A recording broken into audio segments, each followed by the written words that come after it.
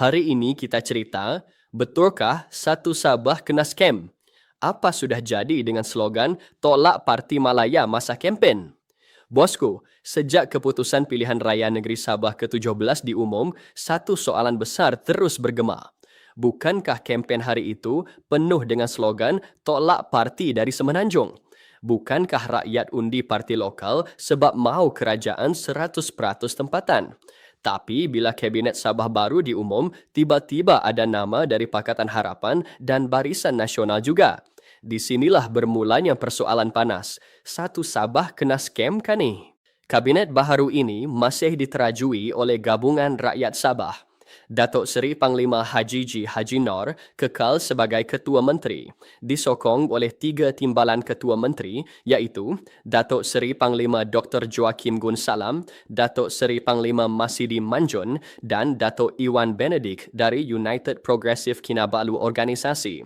Barisan Gabungan Rakyat Sabah lain juga memenuhi portfolio utama. Datuk Arifin Arif, Datuk Ruben Balang, Datuk James Ratib, Datuk Julita Mojongki, Datuk Nizam Titingan. Semua ini memang selaras dengan kehendak pengundi yang memilih parti lokal. Tetapi kemunculan dua pelantikan inilah yang mengubah mood rakyat sekelip mata. Datuk Jamawi Jaafar dari Pakatan Harapan mengambil alih Kementerian Pertanian, Perikanan dan Industri Makanan, manakala Datuk Jafri Arifin dari Barisan Nasional menjadi Menteri Pelancongan, Kebudayaan dan Alam Sekitar. Dua kerusi ini membuka pintu soalan yang paling tajam. Apa jadi dengan janji tolak Parti Semenanjung? Rakyat berasa heran kerana sepanjang kempen, slogan Sabah Berdikari, Sabah for Sabahan dan undi parti lokal dilaungkan siang malam.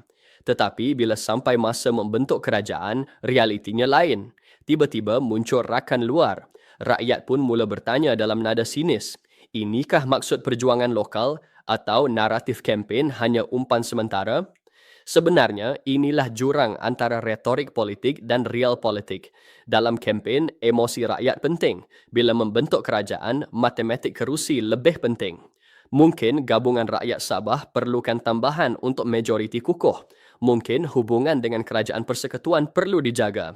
Mungkin portfolio tertentu ada pertimbangan strategik. Neutralnya, kita boleh kata ini keputusan untuk kestabilan. Provokatifnya pula, kita boleh kata slogan anti-parti luar itu hanya sekadar gula-gula. Kabinet ini sebenarnya stabil. Pengagihan portofolio masuk akal, kepakaran menteri juga relevan. Tetapi sentimen rakyat tidak boleh disapu bawah karpet.